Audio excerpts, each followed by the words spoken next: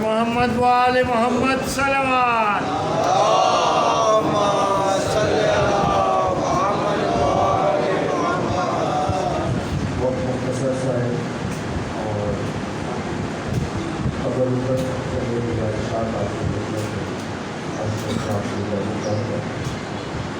سارے ثواب کے مجلس ہیں اور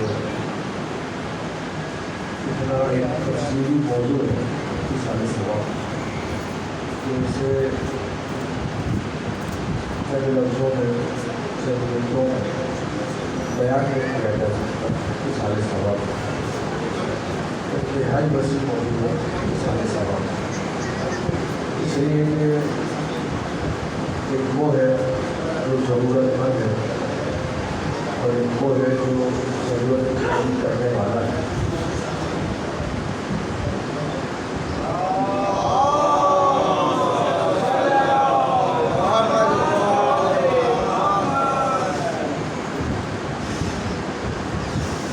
جو ضرورت مند ہے وہ مجبور ہے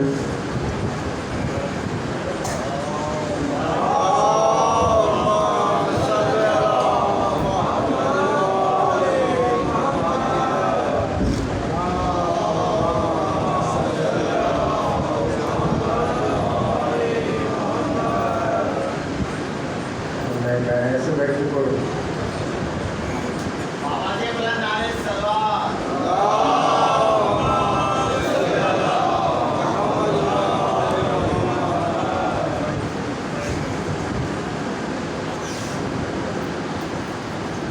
میں تو اکثر کہتا ہوں کہ اتنا خرچہ کرتے ہیں اور جو اچھا ڈاکٹر سمجھ رہے تاکہ دیکھو تو سچی کو یہ سوچی ہوگی ایک سوال کرتے ہیں کہ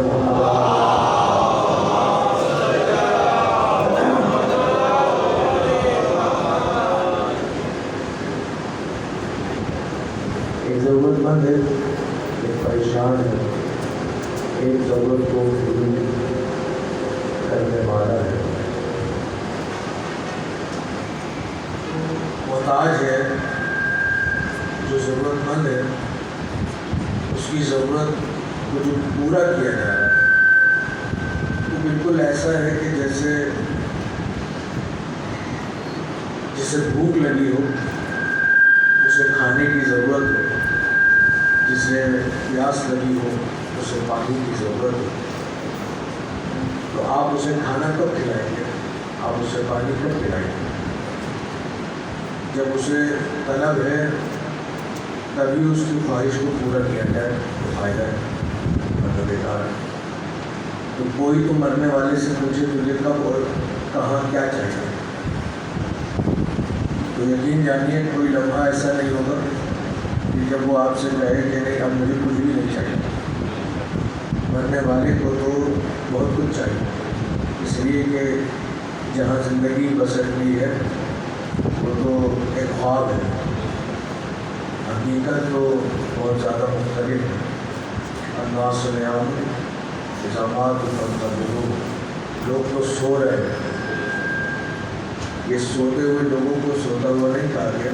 مولانا متقیان المومن علی بن طالب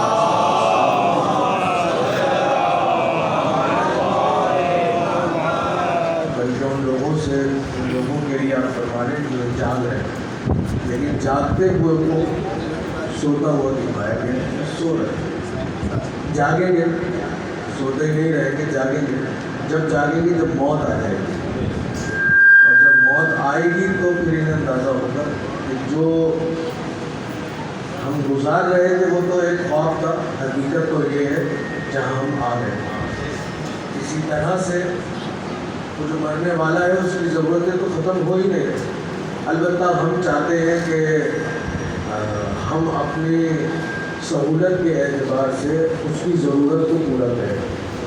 ابھی تو رمضان ہے، روزہ ہے، لیکن ایک مثال کے اگر مجھے پانی چاہیے اور میں کہوں دوران گفتگو کی طرح پانی، تو آپ اگر یہ سوچیں کہ اچھا نہیں لگ رہا مجلس میں اٹھ کے جاؤں یا پھر پانی لے کر آؤں، پھر مجمع کے درمیان سے آگے وہ پانی پلاؤں، یہ تقریر روک کے پانی پیے، سلوات ہوتی ہے تو پانی پینا پہلے پی لیتے، یہ باتیں پیجیے کم سے کم یار اچھا نہیں لگ رہا.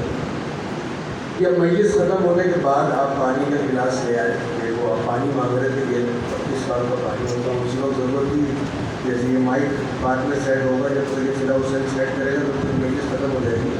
تو تب اس کے سیٹ کرنے کا کیا فائدہ ہے؟ تو اس کو جب اس کی ضرورت ہے تب اس کا کام ہونا چاہیے. ایسے ہی مرنے والے کا مسئلہ ہے کہ مرنے والے کو جب ضرورت ہے تب اس کی ضرورت پوری نہیں کی جاتی. اس کی ضرورت تو ہر لمحے ہے. یہ تو ہمارا مسئلہ ہے، تو مجھے بتائیے گا بتا، یہ تو ہمارا مسئلہ ہے کہ ہم دن میں، لمحوں میں، وقتوں میں، رشتہ داریوں میں، دنیا داریوں میں اور نہ جانے کس کس چیز میں اس کو پابند کر کے الجھا دیتے ہیں اور مشکل سے مشکل تر بنا دیتے ہیں ایصال ثواب. جیسا کہ آج کل دکھ رہا ہے، اگر آپ کو میری بات سے اختلاف نہ ہو تو ایصال ثواب نہیں ہے، بڑا مشکل کر دیا گیا ایصال ثواب کو. آہستہ آہستہ ایسی نہج پر لایا جا رہا ہے ایصال ثواب کو کہ لگ رہا ہے کہ غریب آدمی کے لیے تو شاید ایصال ثواب کرنا بھی مشکل ہو جاتا ہے. لیکن آپ کی خدمت میں عرض کروں اس مجلس اعزا اور اس مومنہ اور مرحومہ کے توسط سے کہ ایصال ثواب نہ پیسوں کا محتاج ہے، ایصال ثواب نہ وقت کا محتاج ہے، ایصال ثواب نہ افراد کا محتاج ہے، ایصال ثواب نہ شخصیتوں کا محتاج ہے. ایصال ثواب ایک ہی چیز کا محتاج ہے، وہ ہے آپ کا خلوص. آپ کے پاس اگر خلوص ہے تو وہی ایصال ثواب ہے. ابھی آپ گھر سے چلے مجلس میں آ رہے ہیں، راستے میں پتھر پڑا ہوا نظر آ گیا، آپ نے سوچا کوئی ٹکرا کے بچہ گر نہ جائے، اسے ایک طرف کر دیتا ہوں. آپ نے اسے ایک طرف کر دیا. یہ نیکی ہے یا نہیں ہے؟ نیکی ہے. اور اگر آپ یہ طے کر لیں کہ پروردگار جب یہ نیکی ہے تو اس کا کوئی ثواب بھی ہوگا. تو میں یہ چاہتا ہوں کہ یہ ثواب میرے والد کو مل جائے، مثلا میرے والدہ کو مل جائے، میرے دادا کو مل جائے. ملے گا یا نہیں ملے گا؟ یہی تو ایصال ثواب ہے. اب بتائیے اس میں کوئی وقت کی قید تھی، اس میں پیسوں کا مسئلہ تھا، اس میں شخصیتوں کا مسئلہ تھا، اس میں مجمع کا مسئلہ تھا، کیا تھا؟ کچھ بھی نہیں تھا. ایک آپ نے پتھر اٹھایا، اس کو ایک طرف کر دیا، ارادہ کر لیا اس کا جو ثواب ہے وہ وہاں مل جائے، اور آپ یہ کہہ رہے ہیں کہ ثواب مل جائے گا. تو یہی ایصال ثواب ہے. دوسرا کیا ہے ایصال ثواب؟ کہ ایسا نہیں ہے کہ میری جیب میں ایک کاغذ رکھا ہوا ہے، آپ کو کچھ لکھنا ہے اور آپ نے مجھ سے کہا ذرا کاغذ دیے گا، میں نے آپ کو لے دیا، آپ لکھ کر چلے گئے. ابھی کاغذ میرا نہیں رہا کہ آپ لے گئے. ایصال ثواب ایسا نہیں ہے کہ آپ مرحومہ کے نام پہ جمع ہوئے، فاتحہ پڑھی اور مرحومہ کو مل جائے، آپ کو کیا ملا؟ آپ کو کچھ بھی نہیں ملا. ایسا نہیں ہے. ایصال ثواب کا دائرہ بڑا وسیع ہے. اس کو تو ملے گا ہی جب آپ کے پاس ہوگا. یاد رکھیے گا میری بات. آپ ایصال ثواب کرنے کے لیے یہاں پر آئے ہیں، ایصال ثواب لینے کے لیے نہیں آئے. لینے کے لیے تو آئے گا مرحوم یا مرحومہ، آپ دینے کے لیے آئے. اگر میں آپ سے کہوں کہ یہ قلم دے دیجئے تو آپ کے پاس قلم ہوگا تو دیں گے، نہیں ہوگا تو آپ کہیں گے میرے پاس کہاں ہے قلم. تو وہ مرحوم یا مرحومہ جو ایصال ثواب کا تقاضا کر رہا ہے یا کر رہی ہے، وہ ہم ہی سے تو کر رہا ہے. اور جب ہمارے کو خود ہی کوئی ثواب نہیں ہے تو ہم اس کو کیا دیں گے جو مانگ رہا ہے. تو سب سے پہلے تو ضرورت ہے کہ خود ثواب کو جمع کیا جائے. توجہ فرمائیے گا. یقیناً آپ سب کا روزہ ہے اور میرا بھی روزہ ہے. میں بڑے دور سے سفر کر کے یہاں تک پہنچا ہوں، تو میں چاہوں گا میں روایتی ایصال ثواب کی مجلس نہیں پڑھتا. چاہے جائے کہ آپ میں سے بیشتر افراد ہو رہے ہیں جو پہلی دفعہ مجھے سن رہے ہوں گے، لیکن میں روایتی ایصال ثواب کی مجلس نہیں پڑھتا. پہلے خود ہوگا تبھی تو دیں گے.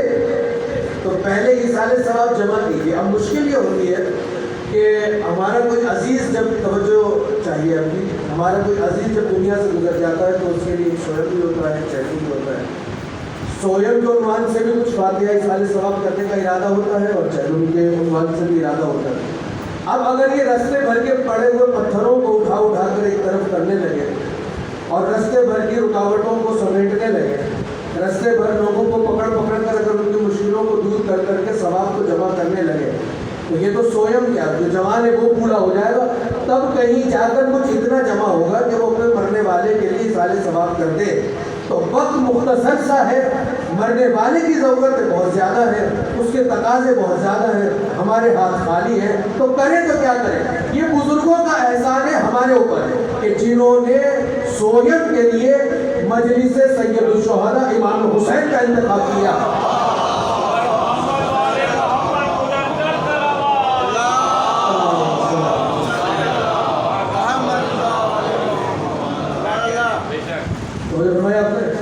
اتنا ثواب ہو گیا، کتنا ثواب ہو گیا. دیکھیں روزے کی حالت میں امام سے، خدا سے، نبی سے غلط بات منسوخ کرنا روزے کو باطل کر دیتا ہے. آپ سب چاہ رہے ہیں کتنا ثواب ہے اس کا. ہو سکتا ہے راستے میں آپ میں سے کوئی پتھر ہٹاتا ہوا آیا ہو سکتا ہے راستے میں کوئی کسی کو لفٹ بھی دیتا ہوا آیا ہو، اگر اس کا روزہ نہ ہو. نہ روزے میں تو بندہ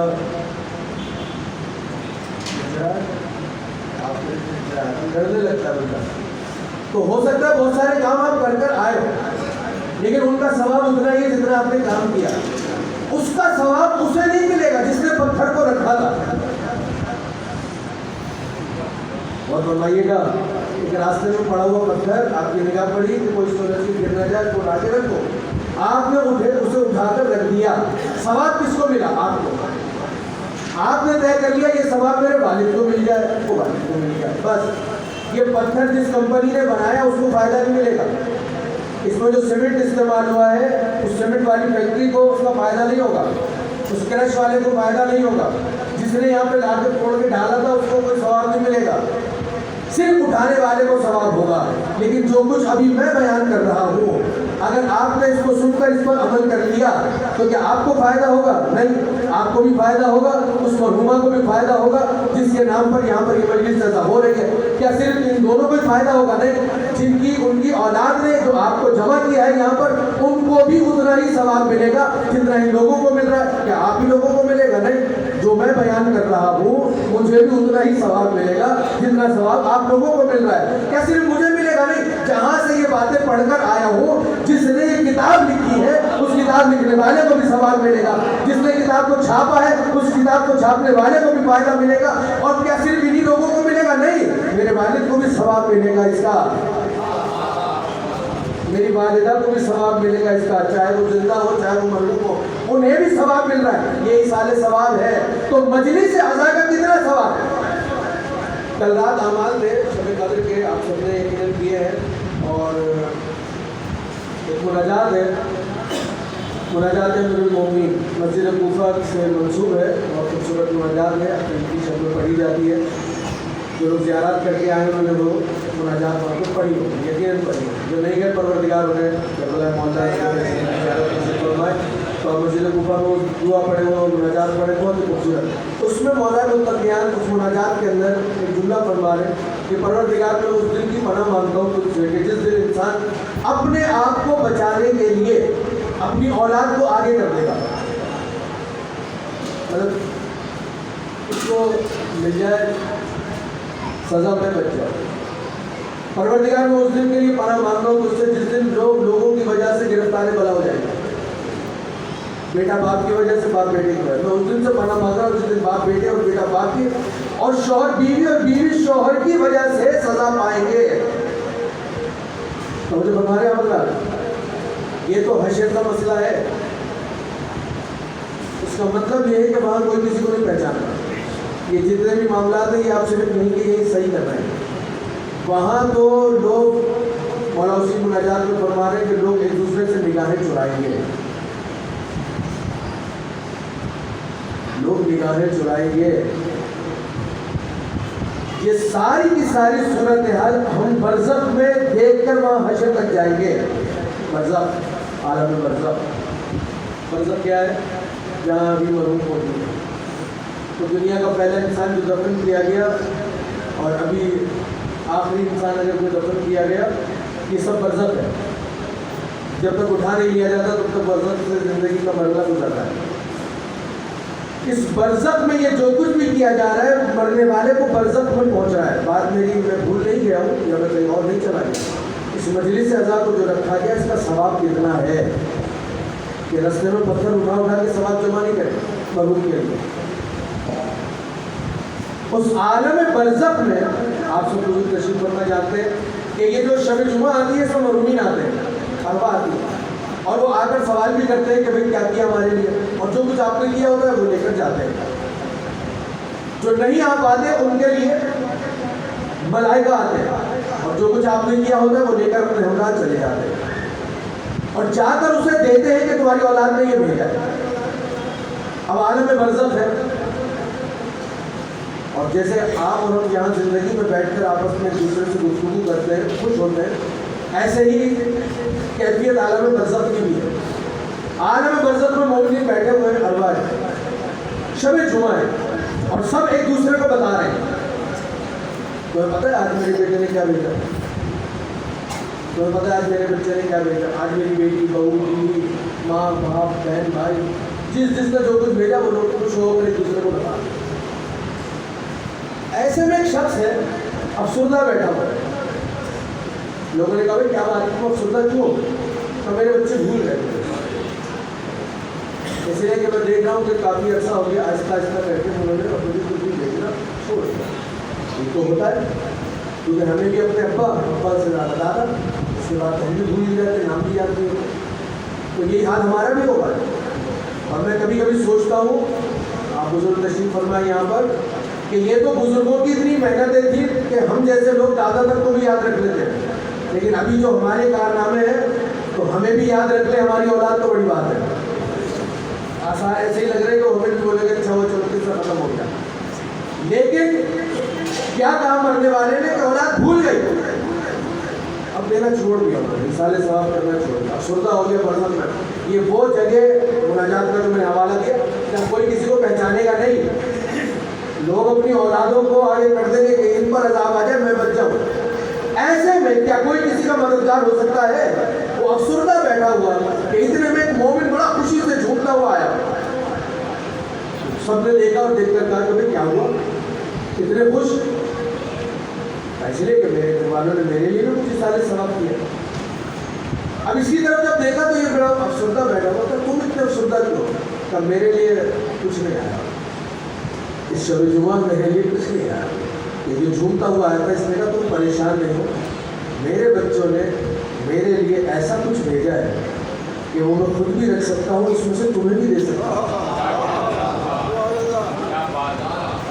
یہاں کوئی کسی کے کام نہیں آئے گا. تو مجھے فرمایا آپ نے باپ بیٹے سے بھاگ رہا ہوگا، بیٹا باپ سے بھاگ رہا ہوگا کہ میرے بچوں نے ایسی چیز بھیجی ہے. تو یہ جو باقی مومنین ہیں یہ کہنے لگے کیا بھیج دیا؟ کہ آج ہی میرے بچوں نے میرے اِصالِ ثواب کے لیے مجلس امام حسین برپا کی تھی، اس کا ثواب بھیجا ہے. اب آپ اندازہ لگا سکتے ہیں کہ کتنا ثواب ہے کہ جہاں انسان برزخ میں اور حشر میں کہ وہاں نیکیوں ایک ایک ذرہ برابر کی نیکیوں کو ڈھونڈ رہا ہوگا، تلاش کر رہا ہوگا. ایسے میں برزخ میں بندہ یہ کہ تم گھبراؤ نہیں، میرے پاس اتنا ہے تم بھی لے لو. اس لیے مجلس امام حسین کو برپا کیا گیا تاکہ مرنے والے کے لیے بھی کافی ہو جائے اور زندہ رہنے والوں کے لیے بھی کافی ہو جائے. ایک سلام پڑھ لیجیے گا مل کر.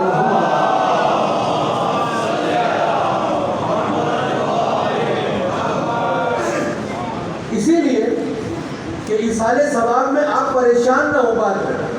میں نے اس آیت کا انتخاب کیا جسے میں نے تلاوت کیا اور ترجمہ پہ جتنا وقت ہوتا ہے ایصال ثواب کا وہ تو اس تمہید میں مکمل ہو گیا، لیکن ترجمہ تو خالی کر ہی دوں کہ تصور دوں پروردگار عالم کا آپ لطف و کرم دیکھیں کہ وہ آپ سے کہہ رہا ہے اور آپ ہی سے کہہ رہا ہے کہ قرآن مجید جو آپ اٹھاتے ہیں بولتے ہیں، کل آپ کے اعمال بھی کیے ہوں گے. قرآن اس کا موضوع کیا ہے؟ کتاب، ہر کتاب کا کوئی نہ کوئی موضوع ہوتا ہے. لیکن قرآن کے اوپر جو لکھا ہوا ہے قرآن کی اس کا موضوع نہیں ہے، یہ تو اس کا نام ہے.